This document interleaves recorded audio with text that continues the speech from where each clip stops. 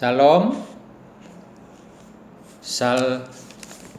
Shalom Aleichem Bishem Hamasyah. Kita akan menjawab pertanyaan dari Mas Tim. Pak Bowo, maaf Pak, saya ini sebenarnya sudah mantap 90% untuk jadi ortodok. Tapi saya masih ada dua hal yang sampai sekarang belum bisa mengiyakan. Saya pengen bisa tapi tidak bisa. Saya sudah berusaha melalui belajar dari berbagai buku dan Romo Daniel. Nah, tidak bisa paham, searching di internet segala. Nah, adapun itu cuma dua hal Pak, selebihnya saya sangat mengimani ajaran ortodok. Yang pertama adalah Bunda Maria, yang kedua adalah orang-orang kudus. Nah, bagaimanakah, apakah saya bisa mendapatkan penjelasan? Terima kasih sebelumnya Pak. Baik, kita juga akan melihat dari penjelasan Alkitab dari Bunda Maria ataupun dari tentang orang-orang kudus. Ya, kita ambil dari buku ini juga dari Bunda Maria. Nah, di sini tentang keberatan jadi isinya dari buku ini adalah nih. Jadi isinya adalah nih ya. Tentang apa nih? Ya.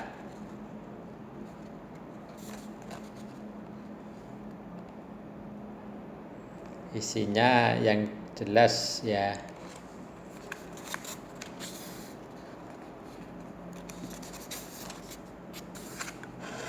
Mungkin isinya dari jauh. Daftar isi. Ini daftar isinya. Kidung Maryam adalah Theotokos, Maryam lebih dalam rencana Allah, Maryam dan kemanusiaan Yesus, Maryam selalu perawan, Maryam dan beberapa keberatan Protestan atasnya, Maryam dan gelar-gelarnya, Ortodoksia dan Mariologi Roma Katolik, penghormatan pada Maryam dalam Alkitab, tipologi sang perawan suci, pesta-pesta bagi sang perawan suci, mungkin tidaknya Maria membantu mendoakan manusia. Kemudian wasana kata. Baik, nah kita akan membaca dari penjelasan tentang Bunda Maria berikut ini. Ya. Nah, yang perlu menjadi perhatian di sini pertanyaan adalah sebagai berikut. Jadi tentang Maria adalah Theotokos, artinya Theotokos itu Bunda Allah. Pertama, Alkitab mengatakan firman itu adalah Allah dan firman itu telah menjadi manusia.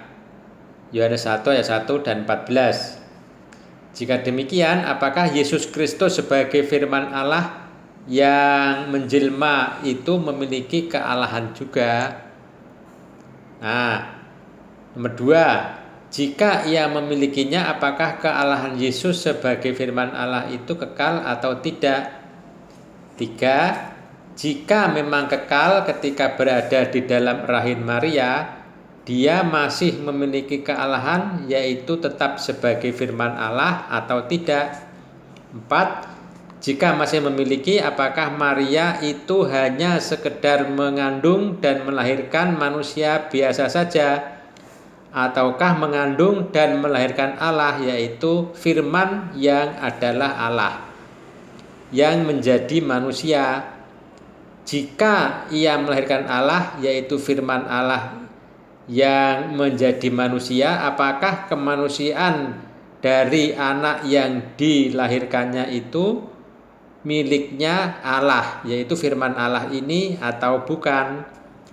Jika kemanusiaan bayi yang dilahirkan Maria memang miliknya Allah, yaitu firman Allah yang menjelma ini, apakah Maryam menjadi ibunya Allah, yaitu ibunya firman Allah yang menjelma di dalam kemanusiaannya atau bukan? Jika demikian, bukankah Maria adalah bunda Allah, yaitu bunda firman Allah dalam penjelmaannya sebagai manusia? Itu adalah pertanyaan-pertanyaan yang perlu menjadi perenungan di dalam menghubungkan antara Bunda Maria dan firman Allah. Nah, namun sebelumnya di sini memang kita memahami dulu tentang Maria Bunda Allah itu menurut Katolik dengan Ortodok. Ini memang ada beberapa perbedaan ya. Jadi ada beberapa perbedaan. Artinya jangan dicampurkan antara pandangan Bunda Maria menurut Ortodok dan menurut Katolik Roma gitu ya.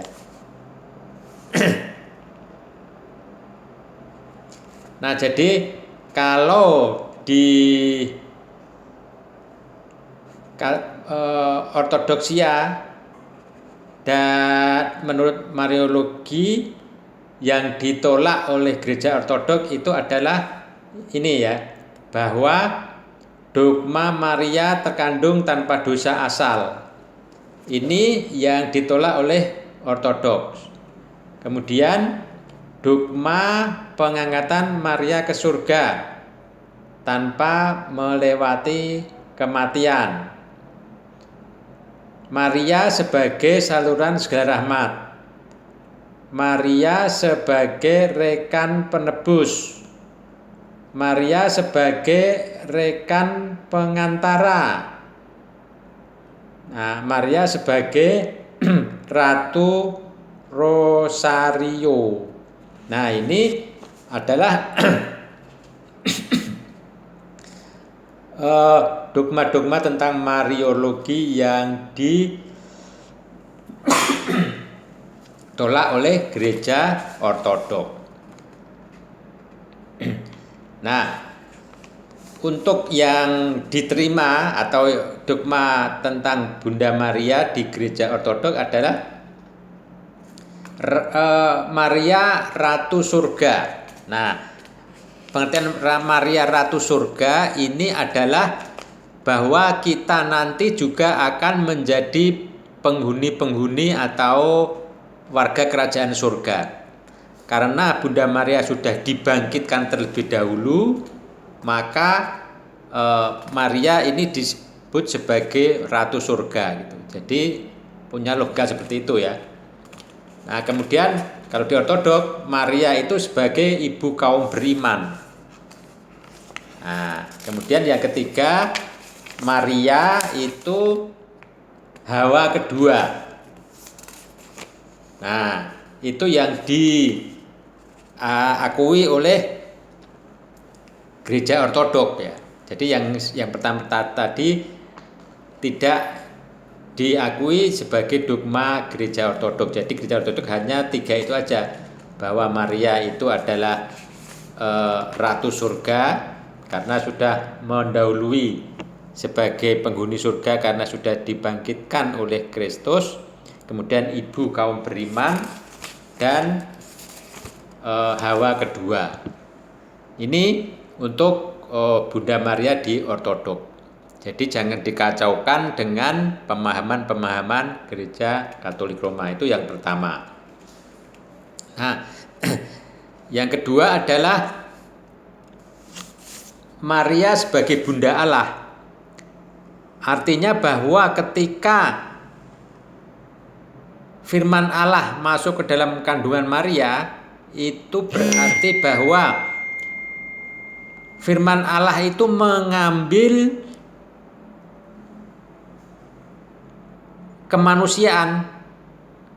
kemanusiaan dari Bunda Maria, dari ovum Bunda Maria gitu. Sehingga Maria atau Tuhan Yesus atau Yesus firman Allah itu manusia sejati, tapi juga firman Allah sejati atau Allah sejati. Jadi manusia sejati diambil dari Bunda Maria ini. Nah, inilah nanti yang akan membuat semua manusia atau yang dibangkitkan sama seperti kebangkitan Kristus ketika Tuhan Yesus bangkit 2000 tahun yang lalu. Jadi energi yang dipakai untuk membangkitkan Kristus, ya, energi Allah yang dipakai untuk membangkitkan Kristus, ini nanti juga akan dipakai untuk membangkitkan kita manusia di dalam kehidupan. Seperti juga ketika energi Allah yang dipakai untuk membangkitkan Kristus itu. Jadi kalau tentang, nah kita lihat gambaran dulu ya, kita lihat gambaran dulu di sini. Jadi ketika lingkaran besar itu adalah Allah ya, di mana Bapa ini punya roh dan firman yang kekal gitu. Nah, sementara hipostasis atau pribadi dari firman Allah ini kemudian menjadi manusia ya, menjadi manusia Yesus. Sehingga firman Allah atau Yesus itu juga manusia sejati, Allah sejati. Di sini inilah peran Bunda Maria ya. Jadi Bunda Maria melahirkan pribadi Kristus yang juga adalah manusia sejati dan Allah sejati. Artinya bahwa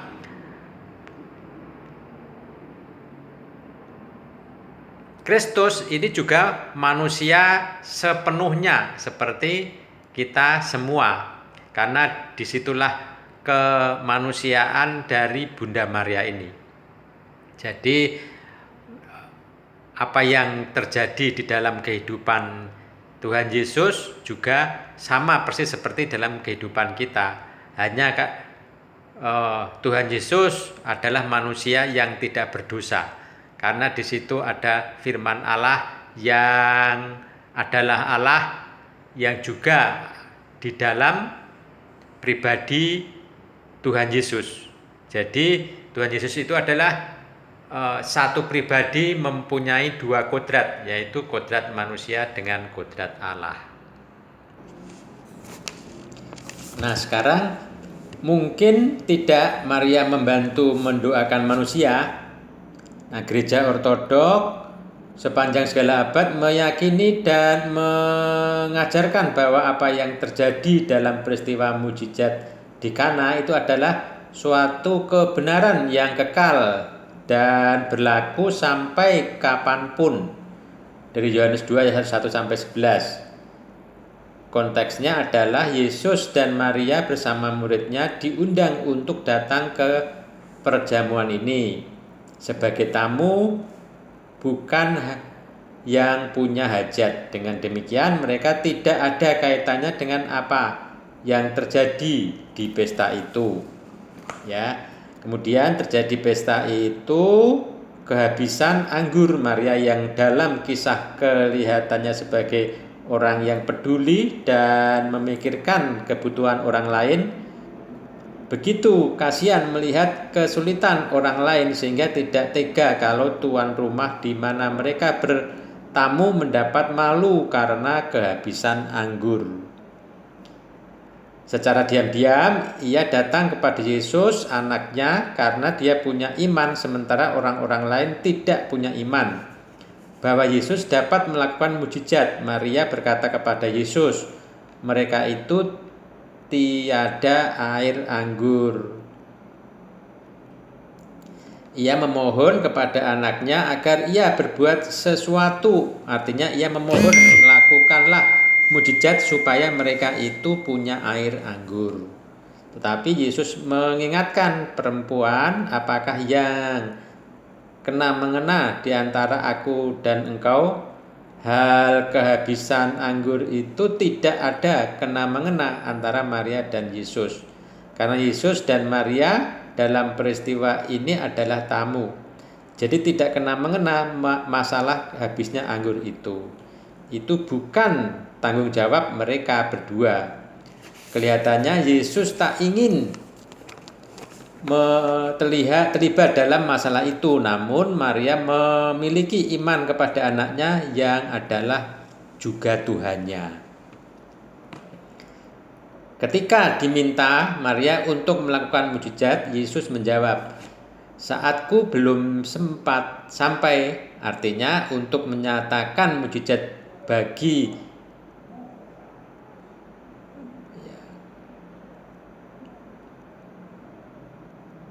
kemesiasannya. Yesus tidak tergantung kepada kehendak Maria.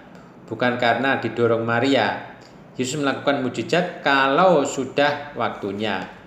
Dia akan melakukan mujizat, tidak ada urusannya dengan Maria dalam masalah karya keselamatan yang dilakukan Yesus. Ayat ini menunjukkan keluasan hati Maria terhadap manusia yang menderita. Ia menyampaikan derita manusia ini kepada anaknya Yesus. Dengan imannya yang penuh, ia percaya bahwa anaknya itu dapat melakukan mujizat. Dengan demikian, Yesus menunjukkan mujizat. Peristiwa ini dilihat oleh gereja purba sebagai bukti bahwa sampai sekarang pun hubungan Maria dengan Yesus adalah seperti ini. Maria sebagai yang telah dibangkitkan oleh Yesus sebagai ibu kita yang ada di hadapan Yesus tidak henti-hentinya mendoakan kita. Di sana dia memohonkan kepada Yesus bagi kebutuhan kita. Sebagai ibu, ia tidak rela melihat anaknya yang menderita. Oleh karena itu, dengan imannya yang penuh, ia memohonkan kepada Yesus bagi kita. Maria membantu doa kita, sementara kita berdoa kepada Allah melalui Yesus. Di dalam diri Maria kita menemukan tentang yang setia untuk mendoakan kita di hadapan anaknya. Seorang yang setia memberi uluran tangannya dalam doa supaya anaknya itu atau Tuhan Yesus boleh melakukan mujizat bagi kita. Ini tidak menghalangi kita datang secara langsung kepada Allah melalui Yesus. Sebab Maria ini bukan pengantara, pengganti Yesus. Tetapi kita tidak sendirian dalam pergumulan hidup ini. Ada orang yang dengan setia mendoakan kita. Maria, ibu kita, Hawa yang baru. Di dalam menghormati dan mengasihi Maria, kita menunjukkan kasih kita kepada anaknya Yesus. Maria tidak menghalangi bakti kita kepada Kristus. Justru kita hormati Maria karena dia yang telah lahir melalui Maria, yaitu juru selamat kita, pengantara kita dan penebus kita satu-satunya, Tuhan Yesus Kristus.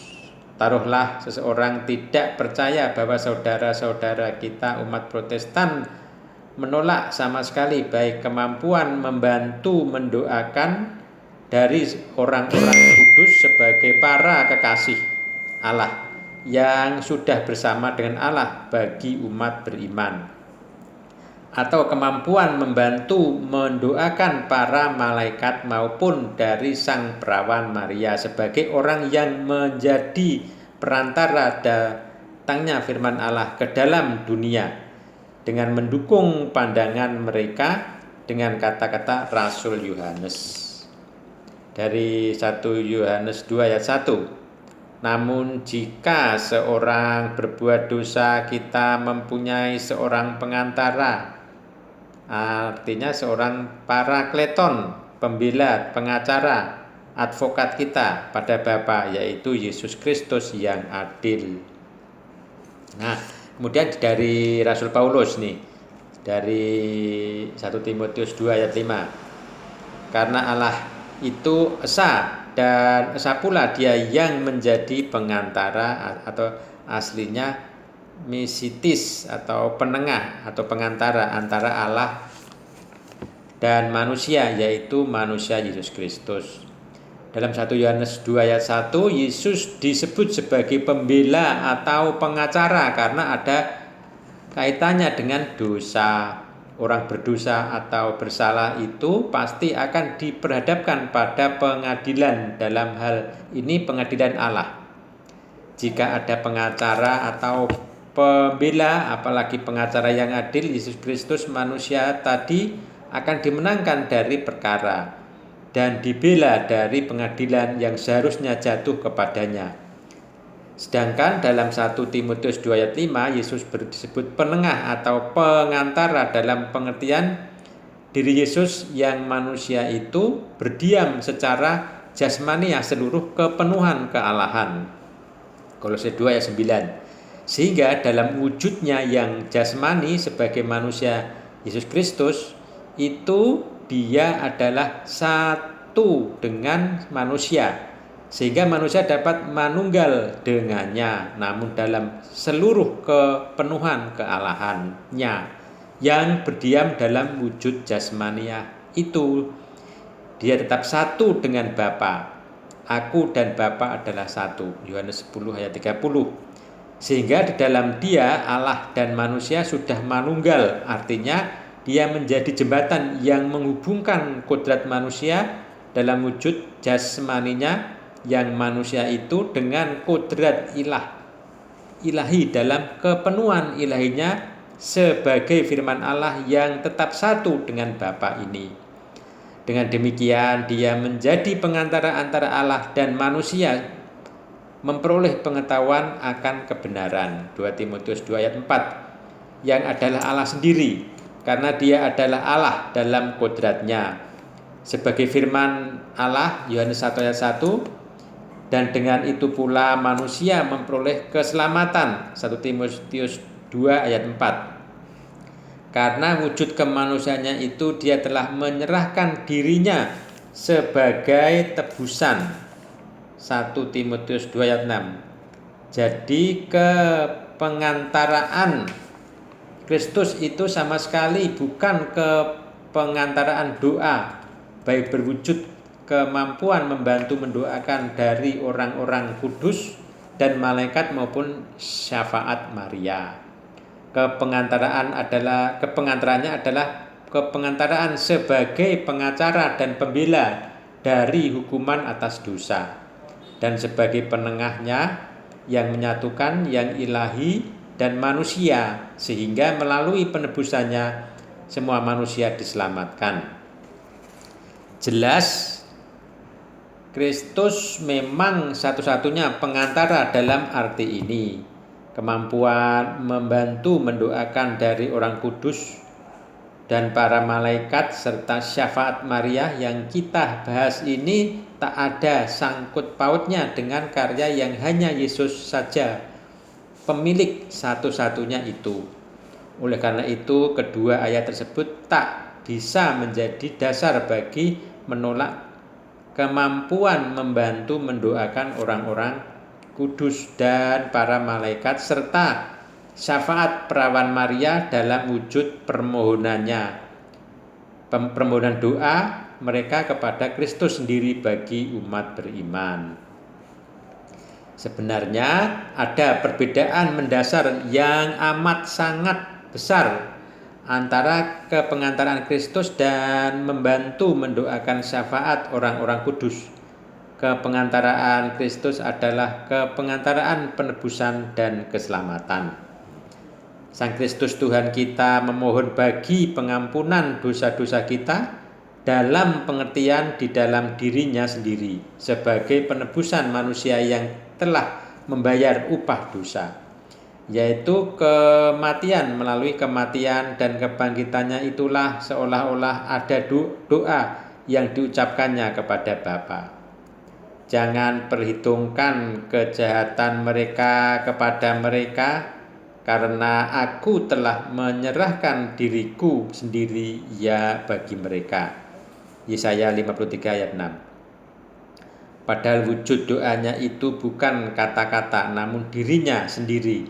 dengan segala karyanya yang sudah selesai dan sempurna itu. Dia adalah pengantara dan bahkan satu-satunya pengantara antara Allah dan manusia. Dia telah mempersembahkan kepada Bapa haknya untuk menggenapi keadilan ilahi dan memberikan kepada manusia pengampunan dengan mati mereka sebagai penebusan bagi dosa-dosa mereka.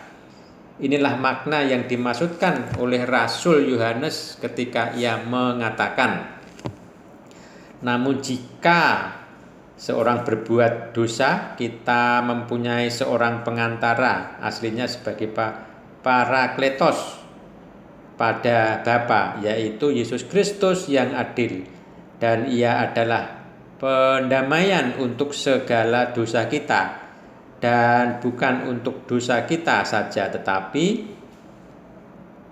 juga untuk dosa seluruh dunia. 1 Yohanes 2 ayat 1 sampai 2. Di sini pengantaraan pendamaian jelaslah suatu penebusan bagi dosa. Jika seorang berdosa, dosa-dosa itu memerlukan pendamaian ini, dan satu-satunya yang telah melakukan hal ini adalah Yesus Kristus, Tuhan yang adil. Oleh karenanya Dia mengantarai kita dengan darahnya yang merupakan syafaat pengampunan bagi dosa-dosa kita. Makna yang sama jelas pula dalam kata-kata Rasul Paulus yang mengenai Al-Masih sebagai satu-satunya pengantara antara Allah dan manusia. Dia mengatakan dalam 1 Timotius 2 ayat 5, karena Allah itu esa dan esa pula Dia yang menjadi pengantara antara Allah dan manusia, yaitu manusia Yesus Kristus. Jadi aslinya itu pengantara itu adalah masiteis atau penengah atau pengantara. Jadi dia mengantarai sebagai seorang penebus yang korban dirinya untuk membayar upah dosa-dosa kita.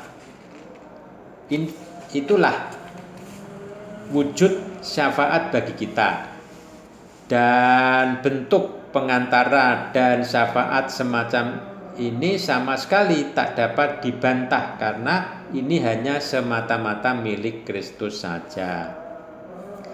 Sebaliknya, membantu mendoakan syafaat orang-orang kudus bagi kaum beriman tak kena-mengena dengan penebusan ataupun pendamaian bagi keselamatan ini. Kemampuan membantu mendoakan mereka itu adalah permohonan doa bagi kita kepada Sang Kristus sendiri sebagai kepala gereja. Jadi mereka sebagai gereja anak sulung yang terdaftar di surga. Ibrani 12 ayat 23. Berdoa bagi gereja yang sedang berjuang di dunia ini kepada kepala gereja yang satu itu. Jadi ini adalah persekutuan antar anggota gereja dengan kepala gereja, tak lebih dan tak kurang.